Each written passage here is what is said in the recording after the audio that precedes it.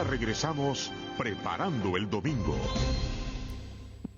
Bueno, seguimos preparando el domingo aquí con el padre José Luis Menéndez, en este domingo de la Santísima Trinidad, en que es un domingo que para los curas es difícil predicar, porque estamos tratando de contemplar el misterio mismo de Dios, de su vida, de su naturaleza, de su realidad íntima, no solo de su acción en la historia.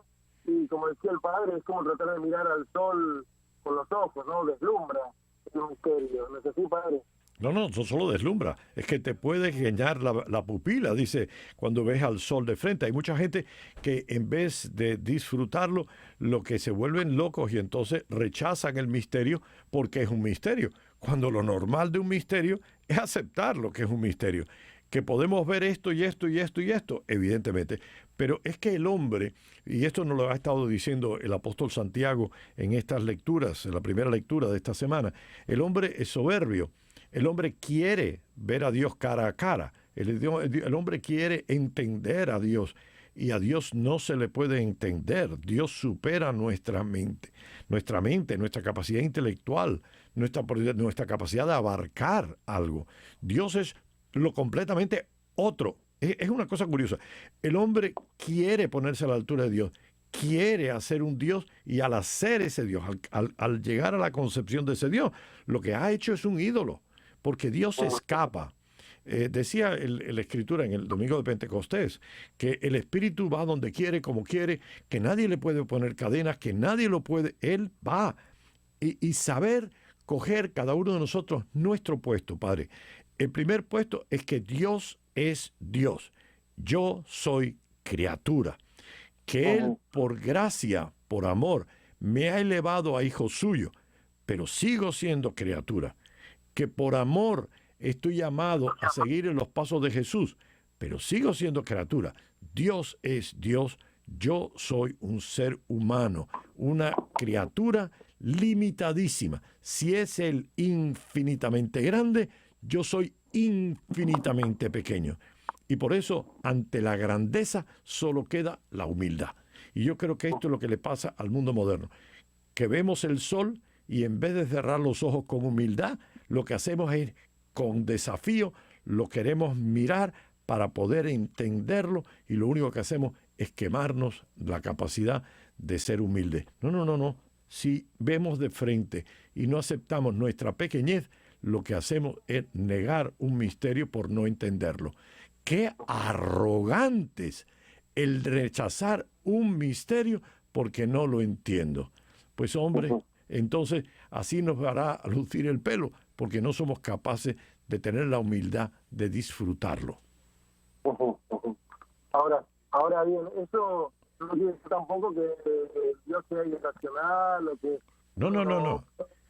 O no incluso tratar, porque es parte de vivir el misterio, también tratar de ir penetrando en el misterio cada vez más, tratando de expandir nuestros horizontes. ¿No? Sí, claro, pero por eso, cuando uno mira al sol, coge un cristal ahumado para poder ver lo que se pueda ver del sol sin quemarnos los ojos. Así que si yo cojo el cristal de mi pequeñez, voy a tratar de mirar y ver cuáles son las cualidades que yo saco del sol. Con humildad yo puedo sacar qué cosas yo puedo intentar vislumbrar que me acerque más a esa realidad. Pero siempre, Padre, igual que hacemos con el sol, que cogemos ese cristal ahumado para no quemarnos, el hombre tiene que coger el cristal de la humildad del hombre que es pequeño para poder intentar ver algo de esa grandeza.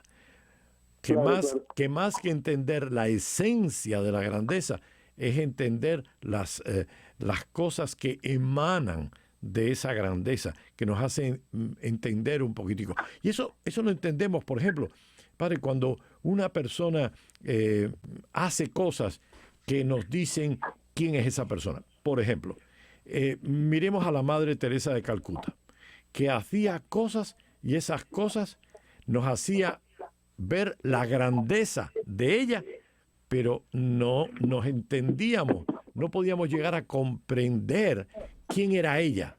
Es decir, si yo, con todo ser humano, no puedo entender quién soy yo, Y yo mismo me sorprendo a mí mismo. Si yo no entiendo a la gente que está alrededor mío y me sorprendo muchas veces, ¿quién puede decir que comprende? ¿Y cuándo vamos a comprender a Dios? Así que, ¿qué es lo que yo podía ver de la Madre Teresa? Era su grandeza de espíritu en las acciones, en sus palabras, en las cosas que decía. Cosas que hoy me han quedado a mí personalmente para ponerla en práctica en mi vida. Por eso, con Dios yo creo que pasa exactamente lo mismo. Partamos del hecho que nunca será posible que ningún hombre entienda la esencia de Dios, pero sí que todo hombre con humildad puede ver su grandeza y en su grandeza sumergirnos. Yo creo que eso lo podemos hacer. Y otra cosa también, padre, que cuando hablábamos de los lentes ahumados, ¿no? Tener en cuenta, vio, como por ejemplo, cuando usted decía, bueno, San Patricio usó el trébol, pero el trébol explica un aspecto, pero oscurece otros, ¿no? Exacto, sí. Porque siempre todo intento de penetrar en el misterio de Dios y de profundizar, matizar, crecer en el conocimiento de una dimensión de la riqueza insondable de Dios, necesariamente oscurece otro. Y muchas veces las grandes herejías en la historia de la Iglesia surgen de absolutizar algún aspecto y de la incapacidad de convivir con el misterio, ¿no? Sí, pero yo veo, ahí es donde viene la arrogancia por parte humana de decir, esto es lo que es Dios. Nosotros tenemos que ser muy humildes en la esencia de Dios. Y yo por eso tengo suficiente con lo que la Iglesia, los cristianos, nosotros creemos. Esto es lo que creemos, porque esta es la experiencia de 2000 años de una iglesia que se ha sumergido en esta piscina del amor de Dios y ha experimentado la paternidad, la encarnación y la presencia de su Espíritu. Esta es la realidad. Y sabemos que no son tres dioses, es solamente uno, que son tres personas que no entiendo en profundidad, que puedo ver en sus efectos. Puedo entender más, o puedo no entender, digamos, puedo admirarme más de Dios en sus efectos, en mi vida y en la vida de la iglesia, que realmente en su esencia. Claro. Y está ahí donde está el reto. Claro. Y después otra cosita que yo le quería comentar, padre, es cuando uno estudia en el seminario, por ejemplo, teología trinitaria, ¿no? Los cursos que uno tiene que tomar un curso de teología trinitaria, en cada seminario le ponen un nombre distinto, ¿no? Dios uno y trino. Pero lo cierto es que así fue como lo aprendí yo. Así, Dios uno y trino, así se llamaba en su seminario. En mi tiempo. Bueno, en cada no se entiende. Pero... en otro seminario le ponen teología trinitaria, pero en todos los curas tienen que tomar un curso o que es específicamente un estudio de la Trinidad. Y una de las cosas que a mí me llama mucho la atención es que los manuales de estudio, los libros de texto de teología trinitaria, todos comienzan, por lo menos los más nuevos, ¿no? Los de más modernos, qué sé yo, todos comienzan con una discusión sobre el hombre, sobre el ser humano. Porque para hablar de Dios, al menos del Dios de los cristianos, hay que hablar del hombre también. Porque Dios se hizo hombre, ¿no? Y se hizo hombre por amor, por eso que usted decía, ¿no? Y eso nos lleva también a muchos de los problemas de nuestro mundo moderno, que precisamente hay una crisis en nuestra relación con Dios, porque hay una crisis también de humanidad, como decía el Papa Benedicto, ¿no? Una crisis antropológica. Y a su vez hay una crisis de humanidad porque el hombre vive como si Dios no importara, ya no como si no existiera, como si fuera irrelevante. Sí, hoy el ateísmo que existe de Dios no es un ateísmo teórico, claro. Es un ateísmo práctico. Es más indiferencia que otra cosa. ¿No? Exacto. Y no importa. Yo ahora que nos hemos tenido que... Pero yo no sé, discúlpeme, sí. si usted se acuerda cuando estudiaba en el seminario, que en la clase de teología trinitaria se empezaba hablando... Padre, hace tantos años de eso que ya no me acuerdo lo que hacíamos en la clase, sé, pero bueno. Pero en las clases de teología trinitaria, o en los estudios de la Trinidad, siempre se empieza hablando del hombre, que uno dice, pero ¿cómo? ¿No venía que estudiar a Dios? Y sin embargo me están hablando del hombre, ¿quién es el ser humano? Precisamente porque el ser humano es reflejo de la Trinidad, del Dios que es amor, ¿no? No, y fíjate una cosa, el gran problema que nosotros tenemos es que la humanidad nuestra, yo creo que vive un cristianismo inconsciente, pero si ese cristianismo sigue así por más tiempo, se pierde la inconsciencia del cristianismo y acaba de desaparecer el cristianismo, entonces nos volvemos a la época de los romanos. ¿Y en qué te lo digo? Para nosotros el valor del ser humano es un valor absoluto. El valor del ser humano es absoluto. Y por eso vemos a toda la gente luchando, qué sé yo, para que no haya la pena de muerte y todo este jaleo. Pero, por otro lado, entonces, si tú, la realidad por la que el hombre tiene un valor absoluto es porque desde la encarnación Dios le dio a esta humanidad una dignidad. Pero el problema está que si no hay una encarnación, si no hay una razón por la que Dios nos ha hecho así, entonces, ¿qué somos? ¿Por qué? ¿Por qué vamos a tener una dignidad? Entonces esta gente que ya no es cristiana te dice, no, vamos a poner unas fronteras que nos dividan y nos separen. Y nosotros nos comemos lo nuestro y los demás que se fastidien, que los parta un rayo. Y vemos cómo entonces la gente dice, no, mi cuerpo es my choice.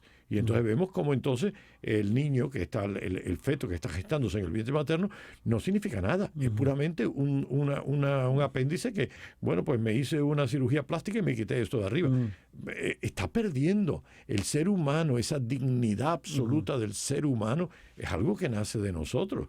Recuerda que cuando tú miras a los demás, o tú eres de mi religión o te corto la cabeza. O tú eres de una casta y tú eres de esta casta más inferior o más superior y no tenemos nada que ver. Es decir, el cristianismo... O tienes la capacidad de, entre comillas, contribuir a la sociedad, o si no, porque estás enfermo, qué sé yo, te despachamos a mejor vida y se acabó. No, por eso.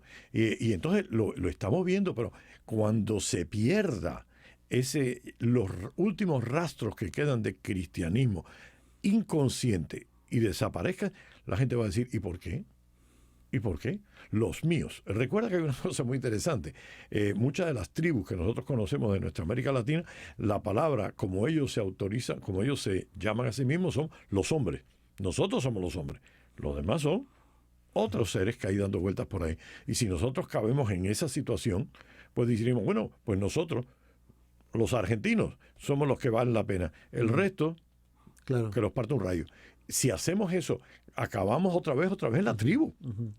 Por eso es que tenemos que darnos cuenta de lo importante que es ser lo que Jesucristo nos pidió, luz y sal de la tierra. Tenemos que estar claros de nuestra dignidad porque nosotros entendemos cómo el Dios de nuestros padres, el Padre, nos envió a su Hijo, Jesucristo, y ese Jesucristo, ese Espíritu del Padre y del Hijo, vive en nuestros corazones.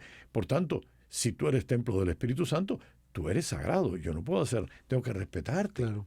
Y esto es importante. Claro. ¿Se acuerda? Me hice acordar cuando lo escuchaba hablar, no sé si se acuerda de una película que en inglés se llamaba Logan's Run, y una película de ciencia ficción, y en español Fuga en el siglo XXIII, que transcurría en el siglo XXIII y el mundo había quedado devastado después de una guerra nuclear, y entonces a todo el mundo... a todas las personas, cuando llegaban a, creo que los 30 años de edad, había que matarlos, ¿no? Y había un comité que era el que gobernaba, que nadie les conocía la cara. Los que estaban en el comité eran todos unos viejos decrépitos. Y entonces uno de los que eran los guardias, que se llamaba Logan, un día ve que son todos viejos decrépitos y que en realidad lo que han hecho es convencido a la gente de que haga eso para poder vivir ellos bien. Y entonces se fuga y lo empiezan a perseguir porque lo tratan de matar, ¿no? Pero yo lo escuchaba hablar usted y pensaba en esa película de Fuga en el siglo XXIII, ¿no? Bueno, es que si no, vamos a acabar así. Y esto es importante. Tenemos que entender, no. Las palabras es que usamos las palabras muchas veces y no, pero tenemos que dejarnos penetrar por esta realidad fundamental que es Dios. Dios amor, Dios que se ha expresado durante todo este tiempo, Dios que se expresó en Jesucristo, ese Dios trinitario que se expresa en el Espíritu Santo que tú y yo vivimos, es que lo tenemos, es que tenemos templo del Espíritu Santo, somos sagrados y por eso tenemos que tener mucho cuidado en ese trato. Ojalá que la gente se pudiera entender esto para que no fuéramos tan duros, ni tan despóticos, ni tan despreciativos, ni ignoremos a la gente que tenemos alrededor. Claro. Y después la otra cosita que le quería comentar, padre, en esta solemnidad de la Santísima Trinidad. En nuestro tiempo también hay mucha gente que piensa que llamar a Dios Padre o Hijo es de alguna manera imponer una visión patriarcal de la sociedad y que machista. Todo es machista, sexista, ¿no? Y como decía un escritor, Bruno Forte, que tuvo una participación activa en el sínodo de la familia, en un libro que yo leí en el seminario sobre la Trinidad, muy bonito, la Trinidad como historia. Dios no es padre porque es una proyección de la paternidad humana, es padre porque se revela como padre y es a la inversa. No es que la paternidad humana es el modelo de la paternidad divina, sino que la paternidad divina es el modelo de la paternidad humana. Y la paternidad divina es tan rica, tan amplia, que sí, Dios es padre, pero es una paternidad que trasciende el concepto humano de paternidad. Tan es así que en la Biblia se describe la paternidad de Dios con conceptos que son muy maternales, ¿no? Como exacto. Eso lo señalaba mucho Juan Pablo II, ¿no? Como en el Salmo 131, como un niño en brazos de su madre, así Israel está con Dios. Si tu madre te abandona, yo jamás te abandonaré. El profeta Isaías, por ejemplo, ¿no? Claro, tengo tu madre, el nombre escrito en la palma, tengo... los gestos de Dios. Yo creo que muchas veces esa expresión de paternidad, pues tenemos que darnos cuenta de que el mensaje de Dios viene encarnado en una cultura. Y la mentalidad era que el padre de familia era el que mandaba, el que actuaba, el que hacía, el que decidía, el que engendraba. Pues, fijémonos todas las genealogías de Jesús. Abraham engendró a Isaac, a Jacob, así sucesivamente. Abraham engendró a Isaac. Isaac engendró a Jacob. Nadie habla de la mujer, porque la mentalidad de la época era que el que engendraba. ¿Quién es Dios? El creador, el que fue capaz de dar la vida. Eso es lo que hacían los padres, esa es la mentalidad cultural, pero no proyectemos nuestra paternidad humana en la paternidad divina. Claro. La paternidad divina significa es el centro de ¿cómo se llama esto? De la emanación de todo lo que existe, de la creación, de la acción, de la vida. Claro. Por eso es que es padre, pero evidentemente que no es como un padre corriente, sino es un padre amoroso. Y el problema es, te voy a decir qué es lo que le pasa a nosotros cuando miramos la palabra padre, que cuando decimos padre, la única persona que nosotros conocemos que es padre es nuestro propio papá, al cual llamamos papi o papá o lo que sea. Y entonces, como haya sido nuestro padre, la proyectamos en Dios. Claro. Y eso es una proyección de nuestra parte terrible, porque había un niño una vez que le dice, pero a un señor que estaba hablando de que Dios era padre, y le decía, pero papá, sí, papá, sí, pero tan borracho es Dios.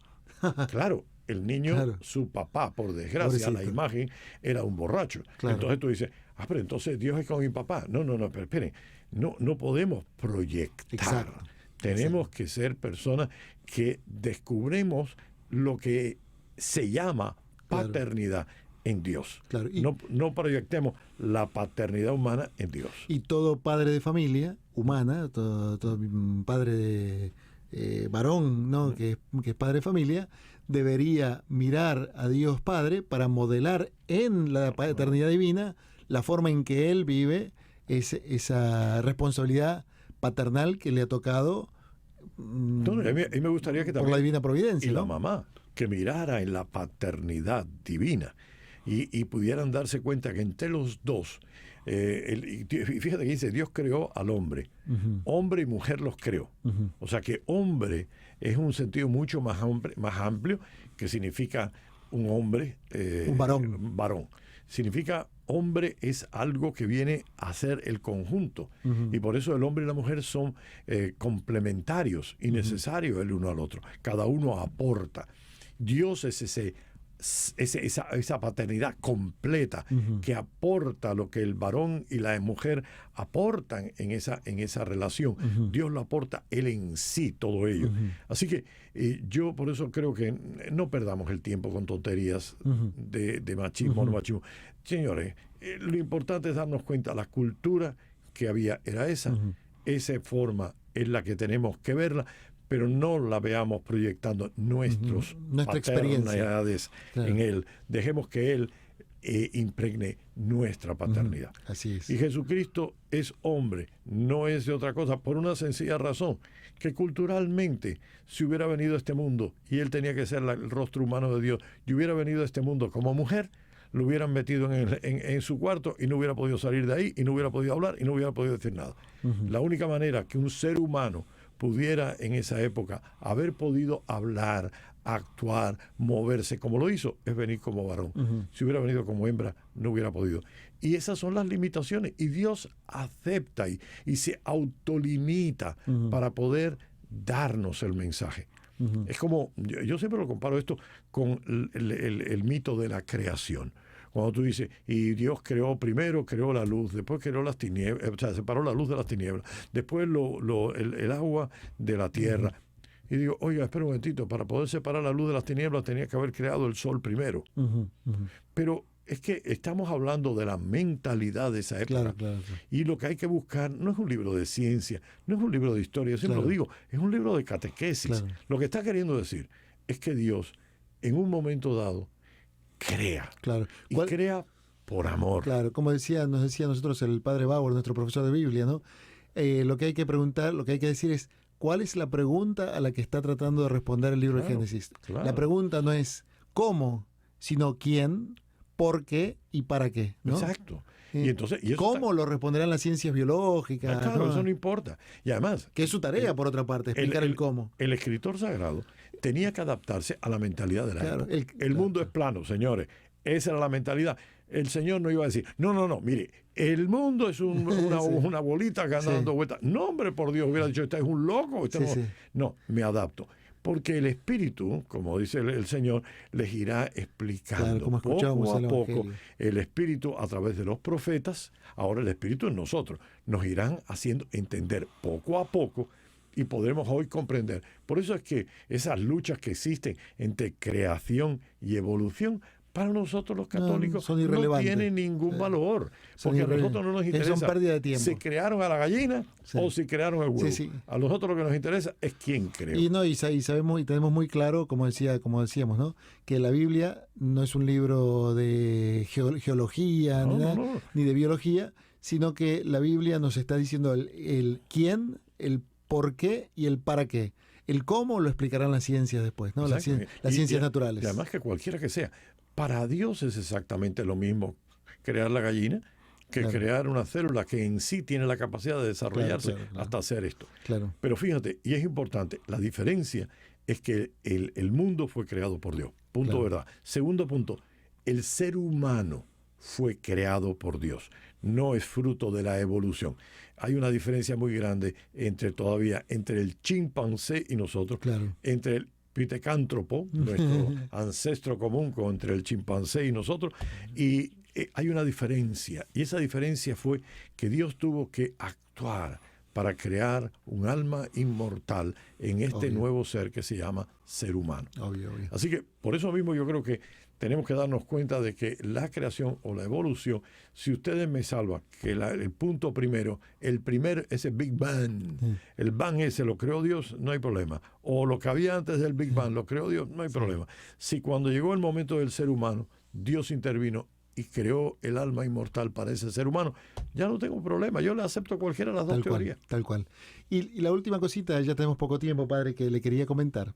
Estoy leyendo la exhortación del Papa Amoris Laetitia sobre la familia, ¿no?, que tiene pasajes que son verdaderamente poéticos, ¿no?, y que todo el mundo debería leer, porque lamentablemente le hacen un flaco favor a la Iglesia muchas veces los medios de comunicación, creando controversia donde no hay. Pero eso es harina de otro costal. Pero bueno, el Papa, en varios pasajes de Amoris Laetitia, en lo que yo llevo leído, dice que la familia, fundada sobre el matrimonio entre el varón y la mujer, comunión de vida y amor, abierta a la vida, es, y usa esta expresión, ¿no?, una imagen preciosa y a la vez imperfecta de la Santísima Trinidad.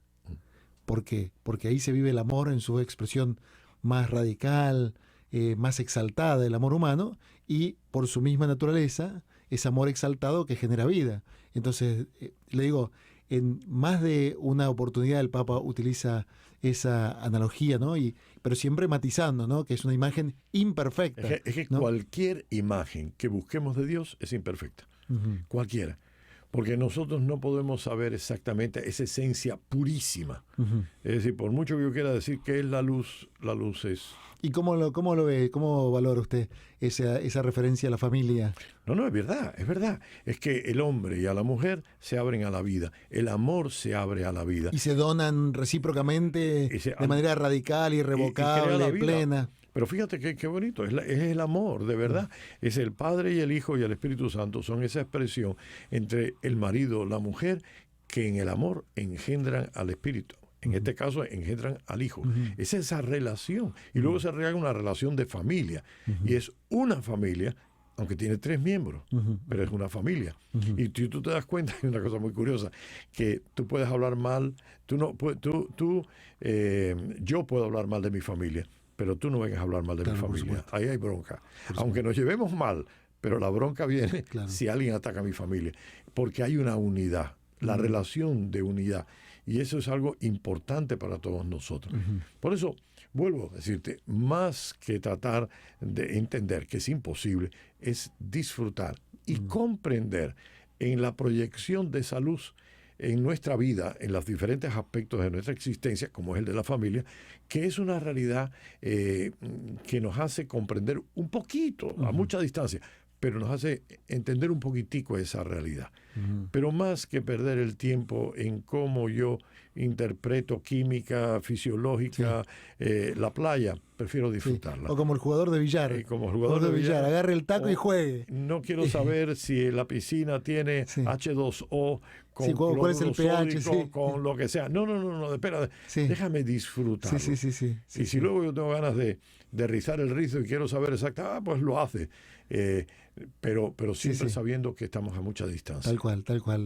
Lo importante es darle y meter la bola en la tronera, hacer carambola y meterla en la tronera, ¿no? Exacto. Después si es movimiento rectilíneo uniforme, no sé qué. Eso ya es otra cosa. Es otra cosa. Disfrutemos lo que tenemos. Tal cual. ¿Tú te imaginas si nosotros pudiéramos tener a nuestro padre o a nuestra madre? En el caso mío, los dos están allá arriba. Y yo los pudiera decir aquí y pudiera tener un minuto con ellos. No me iba a preguntar, a ver, ¿de qué forma? ¿De qué manera? ¿Cuán etéreo? No, si lo tengo aquí, disfrútalo. Claro. No te pongas a perder el tiempo que tienes de disfrutarlo en rizar el rizo. Sí, así es. Bueno, padre, muchísimas gracias. Si Dios quiere, nos reencontramos el viernes que viene aquí para conversar con la fiesta más importante la Eucaristía, para mí. ¿Qué le parece? No, la más importante, la parroquia del Corpus Christi, así que el tema del cuerpo y la Christi sangre de Cristo es una cosa importantísima para nosotros. Así es. Bueno, uno de los misterios centrales de nuestra fe, junto con el misterio de la Santísima Trinidad, ¿no? El misterio de la Eucaristía. Los 3 misterios centrales de nuestra fe: la Eucaristía, la Encarnación y la Santísima Trinidad. Exacto.